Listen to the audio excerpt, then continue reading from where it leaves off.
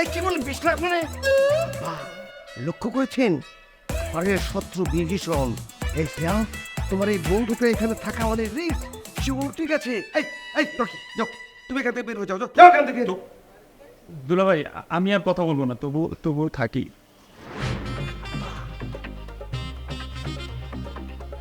এদের সাথে বেশি কথা কাটাকাটি করা যাবে না। এরা সেকেন্ডে সেকেন্ডে রূপ বদল করছে, ঘন্টায় ঘন্টায় মেয়ের ডিমান্ড বাড়িয়ে চলেছে। এভাবে লাফাতে লাফাতে এরা কিন্তু 50 লাখ দিয়ে কোথাও এমনকি 1 কোটি চাইতে পারে। তখন আপনি তো হার্ট অ্যাটাক করবেনই, আমরা কেউই বাঁচবো না। তার চেয়ে বলেন 20 লাখের মধ্যে যত দ্রুত সম্ভব বিয়ের কাজটা ছেড়ে দেবেন। অসম্ভব। হ্যাঁ বললেই হলো। আরে আমার ছেলে ফেলনা নাকি? আব্বা একটু মেনে নাও না।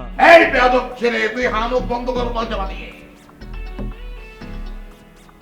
ঠিক আছে ঠিক আছে, আর ওর কোনো উপায় নেই। 20 লাখই দেবো হবে। আলহামদুলিল্লাহ, সুবহানাল্লাহ, আমার খরচটাও বৃদ্ধি পেল। বিয়ে সাহেব, একটা কিন্তু দারুণ ঘটনা ঘটেছে আজকে। সারাদিন ধরে স্বপ্ন জানি হলো মেয়েটা ঠিকই হয়েছে। হ্যাঁ ঠিকই বলেছে, আল্লাহ যা করেন ভালো। হ্যাঁ সেটাই।